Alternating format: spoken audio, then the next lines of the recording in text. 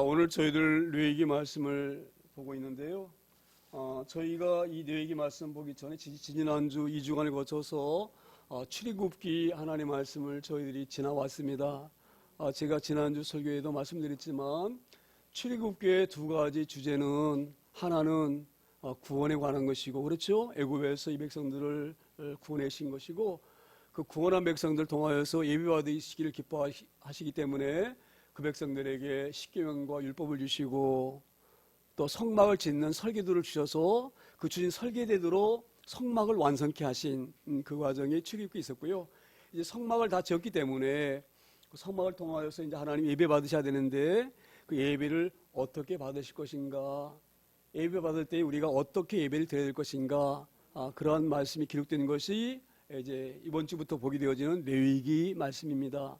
그래서 레위기에는 하나님 앞에 우리가 나가서 예배해야 되는데 회막에 가서, 회막이라고 하는 것은 모일 회자, 장소 막자 그러거든요. 그러니까 모이는 그 성막에서 이제 하나님을 배우고 만나야 되는데 우리가 죄 있는 모습으로는 하나님을 배울 수가 없어요. 그렇죠? 하나님을 거룩한 하나님이시기 때문에 죄 있는 모습으로 우리가 하나님을 배울 수가 없습니다. 그래서 레위기 1장에 어떻게 되냐면 하나님께서 이렇게 말씀하신 모세에게 내가 거룩하니 너희도 거룩하라. 할렐루야. 그래서 이제 우리가 하나님 앞에 변전에 하나님 배울 때에는 거룩해야 되는데 우리가 어떻게 거룩일 수가 있는가, 그것을 하나님께서는 5가지 제사법을 통하여서 말씀하십니다. 그 번제와 이런 예배를 통하여서, 제물을 통하여, 제사를 통하여서 너희가 거룩해져야 된다, 이렇게 하나님 말씀하십니다. 그리고 이 모든 레위기의 주제는 거룩하라가 주제예요. 거룩하라. 거룩하라. 근데 왜 거룩하라는 그 주제가 왜 우리에게 중요하냐면요, 거룩해야지만이 하나님과 동행하고 하나님과 함께 할 수가 있는 거예요. 그래서 오늘 이 거룩이 굉장히 중요한 부분이기 때문에 오늘 이 부분을 가지고 중점적으로 말씀을 전하기를 소망합니다. 오늘 본문에 보게 되어지면 그가 만일 어린 양을 속죄제물로 가져오려거든 흠없는 암컷을 끌어다가, 그렇게 오늘 말씀하셔요. 그가 만일 어린 양을 속죄제물로 가져오려거든. 속죄제물이 바로 뭐예요? 속죄제물이라 하는 것은 죄를 용서받기 위해서 하나님께 드리는 그 제사 때 드리는 것을 말하는 거예요. 근데 그 제물이 오늘 말씀에는 흠없는 암컷을 끌어다가, 이렇게 암컷을 끌어다가. 제가 늘 강조드리지만 하나님의 말씀은 구원에 관한 관점으로 말씀을 봐야지만 이해가 될 일이 있습니다. 저희가 맨 처음 시작에 입학했을 때에 이제 그 굉장히 중요하기 때문에 구원의 점진성이라는 것을 우리가 배웠어요. 구원의 점진성. 하나님은 창세기에서 그 아담이 범죄한 아랫돌이 그 수치심을 가르치려고 짐을 잡았잖아요. 짐을 잡았는데 짐승이란 말씀 나오니까 가죽옷을 해입혔다, 이렇게 말씀하셔요. 그렇죠?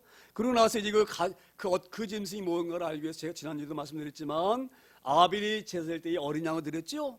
그래서 하나님께 어린 양을 가지고 피를 가지고 나와야지만이 하나님을 뵐 수가 있구나, 이제 우리가 알았잖아요. 그렇죠? 그리고 나서 이제 우리가 이 출애굽기에 들어가게 보게 되지면 하나님께서 모든 장자와 모든 짐승의 그 초태생을 칠 때에 어떻게 하셨나요?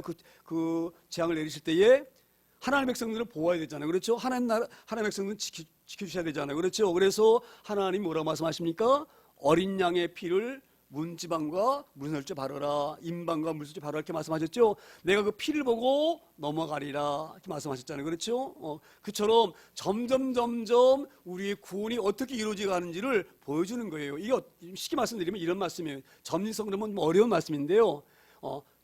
점점 잘 알아진다, 깨달아진다, 이런 의미가 있는 거예요. 우리가 쉽게 말씀드리면 우리가 멀리 어떤 물체가 있잖아요. 그럼 멀리서 보게 되지면 그 물체가 확실하게 어떤 물체인지 모르죠? 근데 우리가 한 발짝 가까이 가게 되지면 그것이 무엇인지 뚜렷하게 알 수 있게 되어지는 거예요.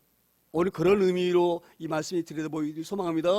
그래서 오늘도 여기 보게 되어지면 어린 양을 속죄제물로 가져오려거든 흠없는 암컷을 끌어다가, 이렇게 말씀하셔요. 제가 오늘 이 흠없는 암컷을, 흠없는 이 어린 양을 이걸 생각하면서 이게 어떤 의미일까? 이건 이런 의미인 것 같아요. 흠이 없다는 건 뭡니까? 허물이 없고 죄가 없는 거예요. 그래서 우리가 이 말씀이 구약에도 계속적으로 어떤 의미를 가지고 이 말씀을 주셨는가 이런 생각을 해볼 수가 있는데요. 이 말씀 어떤 의미인 것 같으면 이런 의미가 생각되어져요. 사람들은 우리가 이단들은 특히 어떻게 합니까? 다 자기들이 구세주라 그러고 구원자라 그러잖아요. 그렇죠? 내가 이 강단에서 뭐 어떤 사람들 이름을 호명하기가 거명하기가 이제 마땅치 않아서 말씀 안 드리는데 여러 사람들이 내가 구원자다. 지금도 그렇게 말하는 사람이 얼마나 많은지 모릅니다. 그렇죠? 그런데 잘 보세요. 인간은 결코 흠이 없을 수가 없어요. 인간은 완벽할 수가 없어요. 그렇죠? 그러면 흠 없다고 하는 것은 누구만이 흠이 없으십니까? 하나님만이 흠이 없으신 하나님만이. 할렐루야. 그래서 우리의 구원자는 결단코 인간이 될 수가 없어요.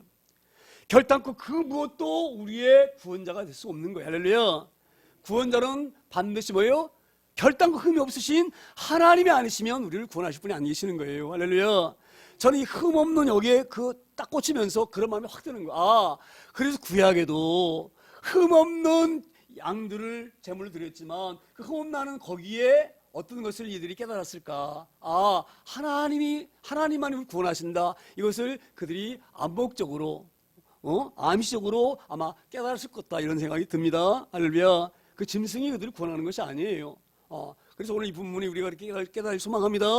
흠 없으신 분은 하나님의 일을 안 계십니다. 할렐루야. 그래서 이 하나님 앞에 나올 때에는 그 흠 없는 어린 양을 가지고 나오는데 오늘 뭐라고 말씀하십니까? 흠 없는 암컷을 뭐예요? 끌어다. 제가 이 끌어다에도 조금 저는 이 말씀 볼 때 하나하나 다 이렇게 관심을 가지고 말씀 보거든요. 근데 끌어다 이 말씀이 물론 이게 제 생각이 맞는지 모르겠는데 한번 생각해 보세요.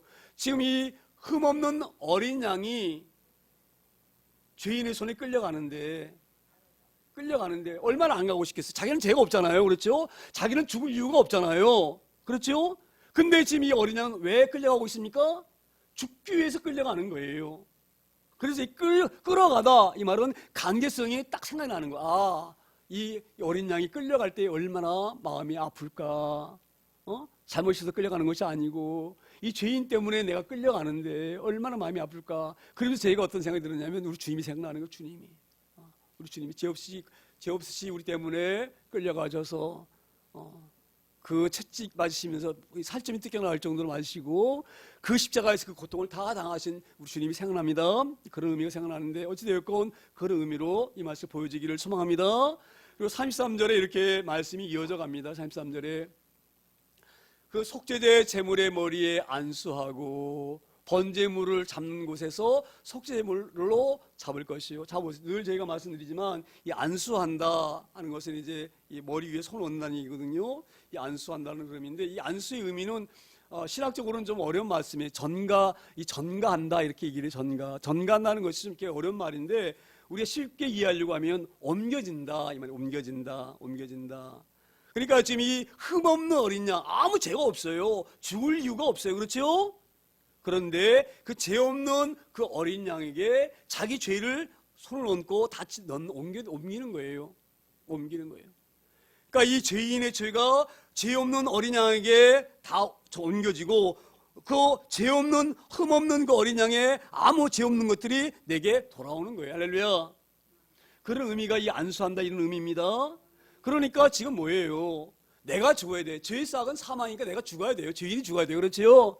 근데 내가 죽는 것이 아니라 내 죄를 흠없는 어린 양에 다 전가시키고 쉽게 말하면 다 옮기고 내가 죽어야 되는데 이 짐승이 대신 죽는 거예요.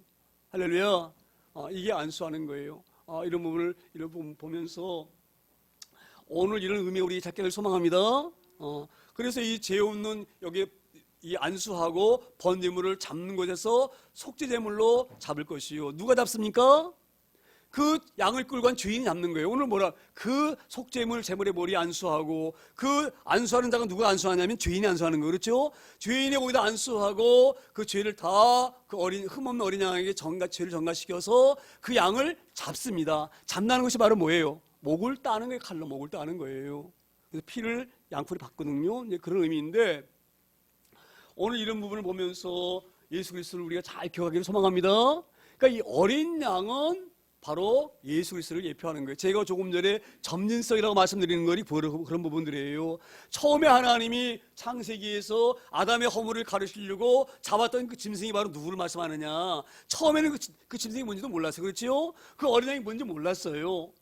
6월절에 그 피가 어떤 피인지 몰랐어요. 그렇죠?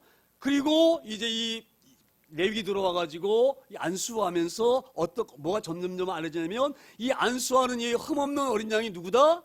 하나님이시다. 여기까지 점점 밝혀져 가는 거예요. 그러니까 점점 가까이 갈수록 그 실체가 무엇인지를 알 수 있는 거예요. 할렐루야. 오늘 그런 의미로 오늘 이 레위기의 말씀이 우리 가운데 와닿아지길 소망합니다. 점점 이 번제물이 뭐냐? 흠없는 어린 양이로 하지만 흠없는다는 분은 하나님을 의미하는 것이다. 그러니까 바로 우리의 죄를 사하실 분은 누구예요? 하나님이시다. 이렇게 점점 구원을 알게 하시고 깨닫게 하시는 것이 구원의 점진성이다. 이렇게 신학적인 용어로 어렵게 이렇게 말씀을 합니다. 그런 의미로 본문을 말씀하시는 거예요. 그래서 이 잡는데 한번 생각해 보세요. 그 죄 없는 어린 양이 이 죄인 때문에 죽습니다. 피를 흘리면서 죽는 거, 피를 흘리면서. 할렐루야. 그럴 때에 이 부분을 잘 우리가 명심하셔야 되는데, 자, 내가 내 죄 때문에 이 양이 죽는 잡으면서 그 양을 볼 때에 그 양을 잡는 사람의 마음이 어떻겠습니까? 이 양이 왜 죽습니까? 누구 때문에 죽습니까? 내 죄 때문에 죽는 거예요. 할렐루야. 그렇기 때문에 거기에서 통한의 회개가 나오지 않을 수 없는 거예요. 할렐루야. 회개 없이는 구원받을 수 없습니다. 우리 구원을 반드시 해야 돼요. 내가 십자가 붙든다, 내 십자가 믿는다, 그거 단순하게 생각하지 마세요. 이 죄인이 내 대신 죽어가는 그 양의 눈을 바라보고 그 흘리는 피를 보면서 얼마나 마음이 무너지겠어요. 이 양이 왜 죽습니까? 나 때문에 죽는 나 때문에. 할렐루야. 그 처참한 환경을 바라보면서 통회하는 거예요. 내가 내 잘못 하나님 앞에. 하나님, 내가 죽어야 되는데 이 어린 양이 죽습니다. 흠없고 아무 죄 없는 이 양이 대신 죽습니다. 하나님, 내 죄를 용서하세요. 할렐루야. 그 가운데에 죄가 사해지고 용서받아지는 줄 믿습니다. 우리가 그런 믿음이 있어지기를 소망합니다. 우리가 십자가 바라볼 때에 단순하게 바라보는 것이 아니라 저 십자가 어떤 의미인지, 이런 버러지 같은 인간을 용서하시려고 하나님이 죽으신 것, 돌아가신 거예요. 그 십자가에서. 할렐루야. 그 하나님의 늘 사랑과 은혜를 기억할 수 있는 저희들 소망합니다. 그 은혜를 잃어버리면 우리는 나락으로 떨어지는 거예요. 오늘 제가 이 번제물을 잡는다는 그 의미를 보면서 이 제물을 잡는 그 번제물을 가지고 오는 그 사람의 마음이 어땠을까가 읽혀집니다. 그리고 34절에 이렇게 말씀을 이어갑니다. 34절에 제사장은 그 속죄 제물의 피를 손가락으로 찍어 번제단 뿔들에 바르고 그 피는 전부 제단 밑에 쏟고, 우리가 여기 보게 되면 번제단 뿔이 나오는데요. 번제단이 이렇게 하나님 이 제물을 이렇게 태워서 하나님께 올려드리는 그 번제단에 보면 이 내구 등에 뿔이 있거든요. 그 뿔이 바로 무슨 뿔이냐면 구원의 뿔이에요. 구원의 뿔. 그래서 아무리 죄를 지은 사람도 번제단에 구원의 뿔을 딱 붙잡고 있으면 그 누구도 끌어낼 수 없는 거예요. 아도냐 그랬죠? 아도냐가 이제 죽게 되었으니까 도망가가지고 들어가니까 이 제사장의 이 번제단 앞에 들어가가지고 제단 뿔을 붙잡죠. 이 뿔을 잡으면 구원을 얻는 거예요. 할렐루야. 그래서 오늘 이 부분 우리가 어떤 의미로 받아들여야 되냐면요. 죄인이 자기 죄를 용서받기 위해서 그 양의 목을 땄단 말이에요. 그렇죠? 거기 나오는 피를 이제 받죠. 그 받은 피를 제사장이 와가지고 손가락으로 찍어서 어디다 바릅니까? 제단뿔에 바른다. 이건 아마 이런 의미가 있는 것 같아요. 구원의 뿔에 그 피를 바른다고 하는 것은 하나님, 이 죄인이 죽었습니다. 죽은 증표가 피를 흘린 것입니다. 이 피가 바로 증표입니다. 그러면서 그 피를 갖다가 구원의 뿔에 바르는 거예요. 할렐루야. 이게 어떤 의미가 있습니까? 완전히 이 죄인은 죄가 용서받는 것을 증거하고 증표하는 거예요. 제가 누누이 말씀드립니다. 우리가 하나님 앞에 용서받았지만, 우리가 회개했지만, 때는 우리 삶을 살다가 우리는 허물이 많은 인간이기 때문에 죄를 지을 수가 있어요. 할렐루야. 그럼 우리가 다시 그러면은 지옥 갑니까? 그러지 않지요? 하나님은 택한 백성을 절대 놓지 않습니다. 할렐루야. 우리가 그런 의미로 이 본문의 말씀이 이해되어지기를 소망합니다. 그러니까 이 피를 뽑아서 제단불에 바르면 이 사람은 이제부터는 죄인이 아닌 것을 하나님 앞에 공포하고 하나님 앞에 증거로 삼는 거예요. 할렐루야. 우리가 십자가 붙들면 그 누구도 우리를 끌어낼 수가 없습니다. 십자가에서 십자가의 그 용서받는 것에서 우리를 끌어낼 수가 없는 거예요. 늘 이것을 우리가 명심하고 우리 허물이 생각할 때마다 십자가 앞에 용서를 구하며 회개할 수 있는, 우리의 믿음이 회복될 수 있는, 악한 것들의 참소에 넘어가지 않는 그런 믿음을 소유하기를 소망합니다. 이 땅에 살면서 우리의 믿음이 얼마나 많이 흔들립니까? 그렇죠? 이 모양 저 모양으로. 그럴 때마다 우리는 한번 하나님 앞에 용서받고 자녀 되었으면 결단 하나님 우리 포기하지 않으십니다. 제단불에 피를 바르신 것처럼 증거되어져서, 할렐루야. 우리 이 부분을 잘 유념하여서 우리 신앙 흔들려고 하는 악한 사단의 공격과 지루한 그러한 괴락에 넘어가는 어리석음이 우리 가운데 있지 않기를 소망합니다. 우리 믿음은 아주 견고한 거예요. 할렐루야.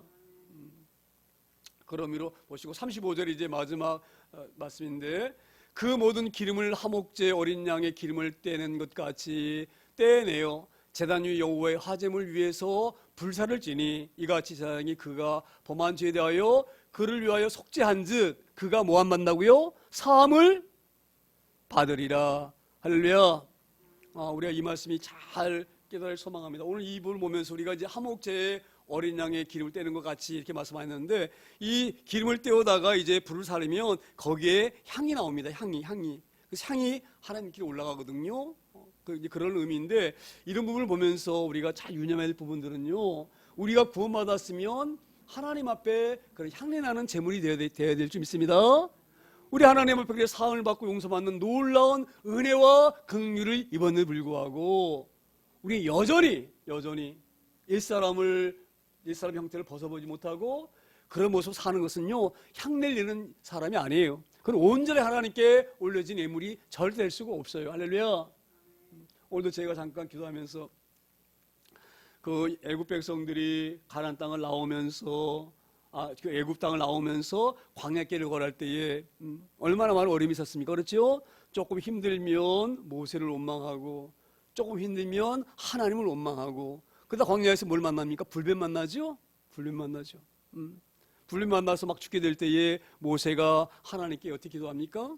하나님, 이 백성들을 애굽에서 이끌어내셨는데 만약에 광야에서 이 백성들이 다 엎드러지면 애굽 사람들이 우리를 뭐라고 말할 것입니까? 이것들이 애굽에서 죽어서 묻힐 장소가 없으니까 그 넓은 광야에 가서 그 무덤에 들어가려고 광야로 나갔구나. 거기서 다 엎드러져서 다 죽었구나. 이렇게 하나님의 백성들을 얼마나 조롱할 것이며 어떻게 그들이 우리를 무시할 것입니까? 그런 이 백성들을 하나님 구해주세요. 그럴 때 하나님 뭐라고 모세에게 말씀하십니까? 모세에게 노스로 뱀을 만들어 장대에 달아서 높이 장대에 달아라. 그 뱀을 바라본 자 뭐라 말합니까? 바라보는 자마다 살 것이다, 이렇게 말씀하셔요. 이것이 십자가에 달리신 주님을 예표하는 줄 믿습니다. 이게 모든 것이 그 구원의 전진성이에요. 오늘도 이런 부분이 그런 부분입니다. 그래서 이 부분을 가지고 우리가 잘 유념해야 될 부분들은, 우리가 구원받았으면 하나님의 백성으로 향내를 내는 백성들 되어지기를 소망합니다. 그러니까 우리 주님도 이 땅에 오셔서 시장이 뭐라고 말씀하셨어요? 하나님의 백성들은 이 세상의 빛과 소금의 역할을 감당해야 되는 거예요. 그게 진정한 하나님의 백성입니다. 할렐루야. 하나님의 백성이라 구원받았다고 말은 하지만 그 삶이 여전히 세상 사람과 똑같다고 한다고 하면 우리는 잘 그 부분을 염려해 봐야 될 줄 믿습니다. 저희가 오늘 이 레위기의 그 중심 주제가 거룩이라고 말씀드렸는데요, 이 거룩의 온전한 성경적인 의미는 분리되다. 이게 거룩의 분리되다. 우리는 거룩하다 그러면 엄청 깨끗한 것이 거룩하다 이렇게 우리가 자꾸 인식하려고 그러잖아요. 원래 거룩의 의미는 분리되는 거예요. 분리돼요. 우리는 세상 사람과 하나님의 사람은 완전히 분리되어 있어요. 떨어져 있습니다. 이게 거룩이 거룩. 그러니까 죄악과 이 선과 악 가운데에 완전하게 죄에서 선쪽으로 떨어져 나오는 것, 분리되는 것, 이게 거룩의 거룩. 할렐루야. 이 거룩성이 이렇게 우리 중요한 거예요.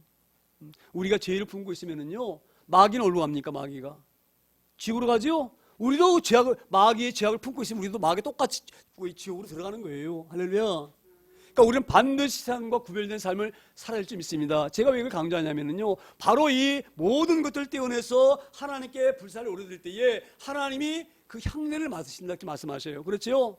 그 향을 맡으시기를 기뻐하셨다 이렇게 말씀하시죠. 그러니까 우리 하나님을 구원하신 그 가장 귀한 목적은 우리를 제사장 삼으시는 그 제사장, 우리를 보고 많은 사람들이 구원받을 수 있도록 우리를 제사장 삼는 거예요. 할렐루야. 그러니까 우리가 이 향내나는 삶을 사는 중요한 이 삶을 감당할 수 있는 저 여러분 다 되길 소망합니다.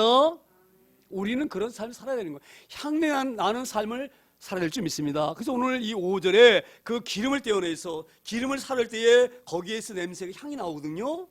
가장 아름다운 향이 그 짐승의 그런 기름에서 나옵니다. 그래서 오늘 하나님께서 마지막으로 너희 내장을 떼어내서 화목제에서 이 기름을 태워서 향을 하나님께 올려드렸던 것처럼 너희의 삶이 그런 삶을 살라고 우리에게 명령하신 줄 믿습니다.